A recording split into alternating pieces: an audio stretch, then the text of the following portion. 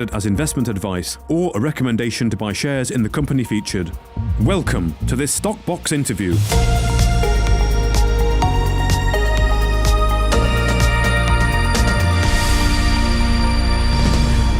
Joining me on Stockbox today is the CEO of Rockfire Resources, and that is David Price. Hi, David. Happy New Year. G'day, Mark. How are you? Happy New Year to you too. It seems such a long time ago, New Year, doesn't it? It's only 3 days. It's only a few days. Yeah, I know. But it's been a bit of an odd year, hasn't it, for everyone, I think, concerned. And Absolutely. You guys in Australia are sort of, you can't leave. No one can come and see you. But at least you seem to have it under control internally, at least, which is good. Yeah, we're pretty fortunate, Mark. We are fairly liberated here, but as you say, no one can come in and out, so they literally clamp down the borders. But life here in Western Australia, particularly at this stage, is pretty normal, and we're pretty fortunate to be somewhat isolated. Yeah, no, that is very useful. It seems you've got it under control much better than the countries. But today, of course, we're going to be discussing Rockfire, and you seem to be hitting the ground running. You've got released an update across all of the projects before the end of the year, and some results just recently on Copperhead. So, shall we have a bit of a general update, David? Maybe start with Plateau and what's going on there. Sure. Yep. No, that's great. Look, Mark, we are very, very busy. I'm hoping that message comes through in the RNS that we are looking at a number of our projects simultaneously. And starting with Plateau, we're obviously working towards our updated JORC resource. And there's a procedure to go through, and it's actually quite a laborious procedure to go through to get to that number.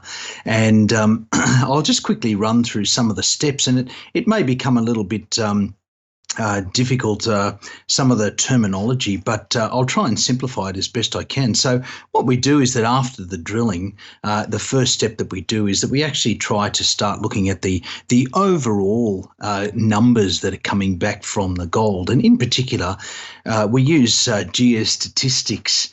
And the geostatistics help us to cut off determine our cutoffs, and both high grade cuts. For example, if you get a 10 gram per ton gold assay in your database, in your drilling results, does that actually fit into the population of general gold assays that you're getting? Similarly, with the low grade cuts, we determine the low grade cuts, and we're looking at what level do we look at as a minimum grade. So those sort of cutoffs are determined early. And then, of course, we use the geostatistics. And for those that are geostatisticians, mate, try saying that after a few Christmas slow gins. But you're looking at CPF curves, probability plots, all this geostatistics that comes into determining the population of gold that you have in your drilling. We look at variography, which basically looks at the distances that you can extend gold results between drill holes. If you've got drill holes 30 metres away, can you actually extend the gold from hole to hole? So all of that is looked at, and particularly the influence of the gold in each hole. Does it influence the hole adjacent to it? So there's a lot of geostatistics that goes into it. We then construct wireframes around our model. So this is the modelling part where we actually start to join the dots from drill hole to drill hole to drill hole. And it's not a matter of simply gold to gold. That's an easy thing to do. You can have 3 grams over here and you join it with 3 grams in the next drill hole. However, you have to take into effect the faults, the internal fractures and the lithologies, because that 3 gram gold in one hole may not necessarily connect with 3 grams in the next hole. So there's actually quite a lot of geology that has to be put into that.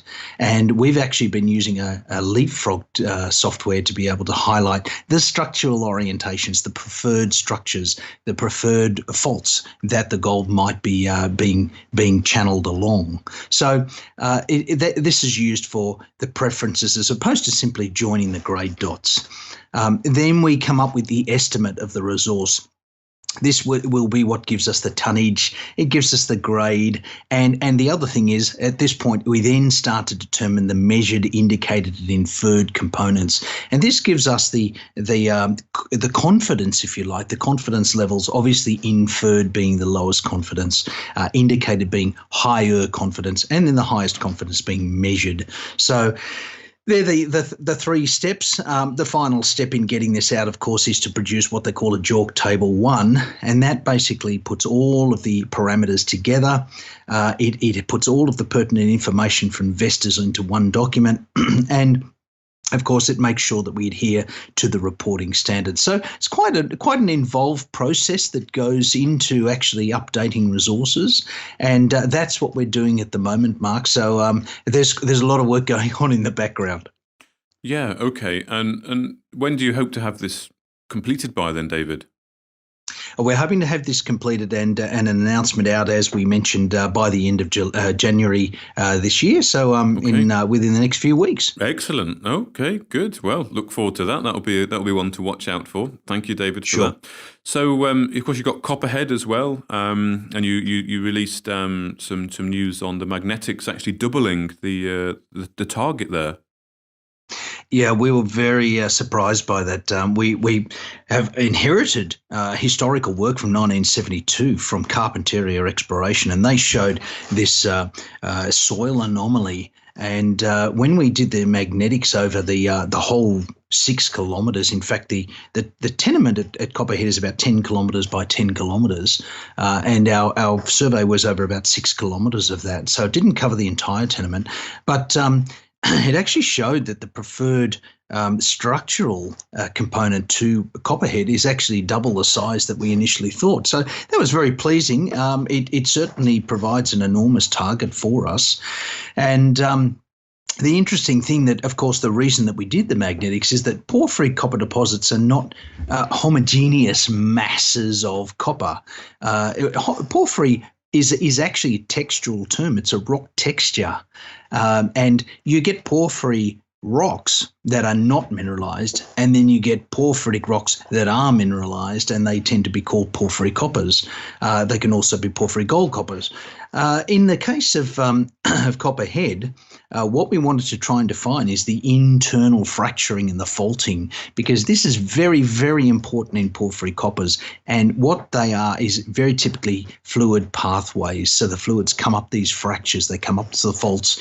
And if you look at something like Cadia Ridgeway in New South Wales in Australia, they have quite an abundance of internal fracturing, and the copper and the gold at Cadia tends to be concentrated within these internal fractures, and that's why the block caving that they use, which is a mass underground extraction technique, is so beautifully defined for Cadia, because the internal fracturing is beautiful. So it allows itself the block caving parameters to be able to be used. So that's brilliant.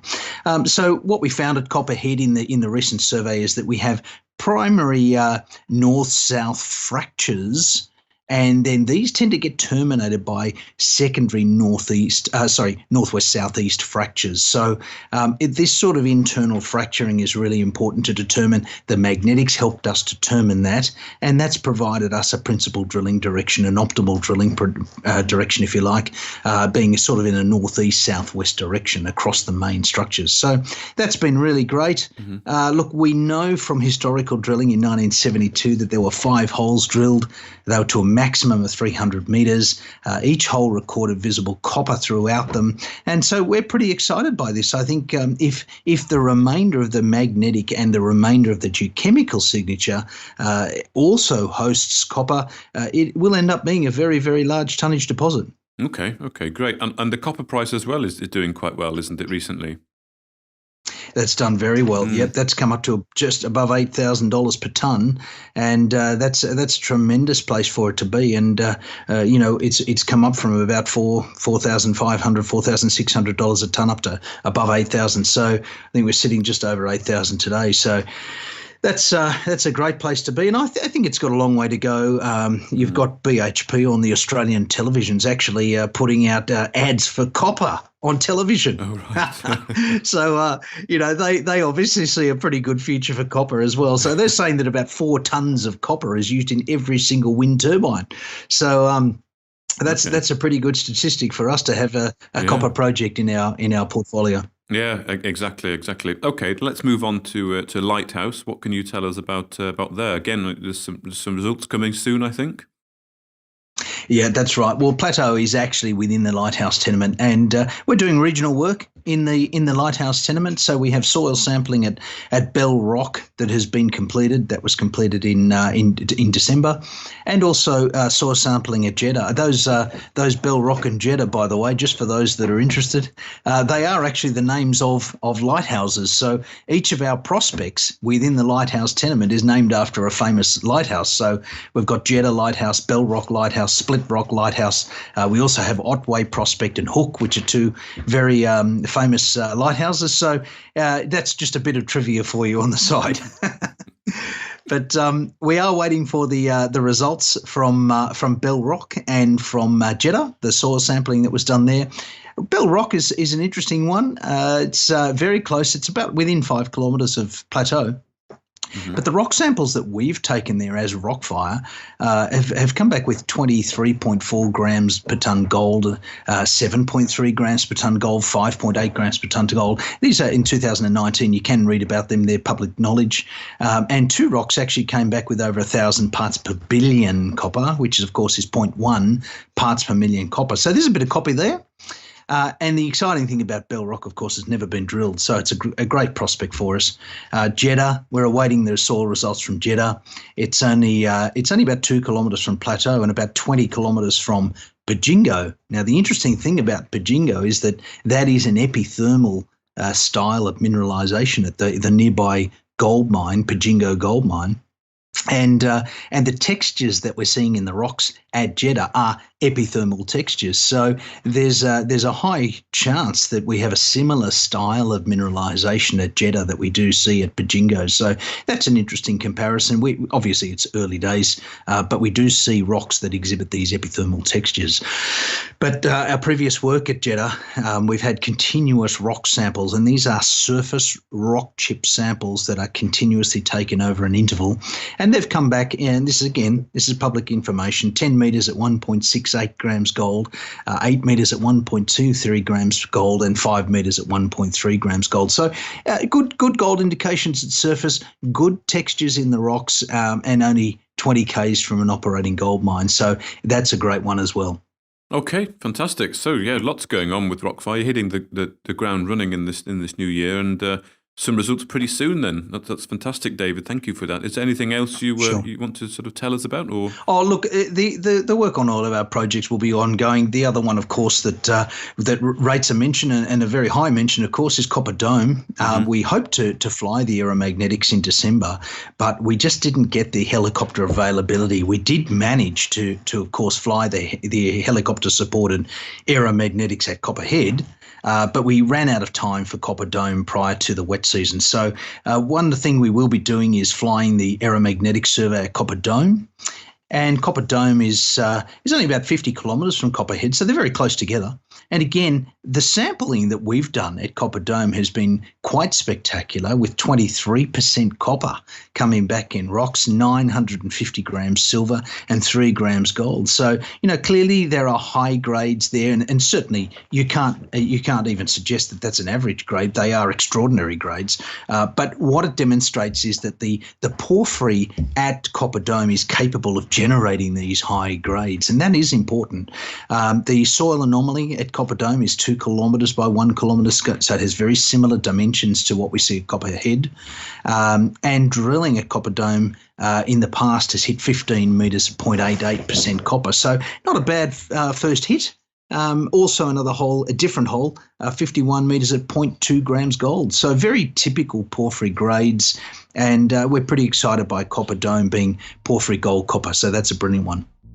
Okay, well, David Price, the CEO of Rockfire Resources, thank you very much for your time, and I hope to be catching up with you fairly soon.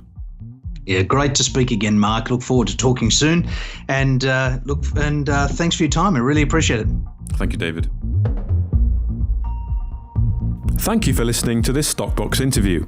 For more information, interviews and videos, visit our website at stockboxmedia.com or give us a follow on Twitter by searching @StockboxMedia.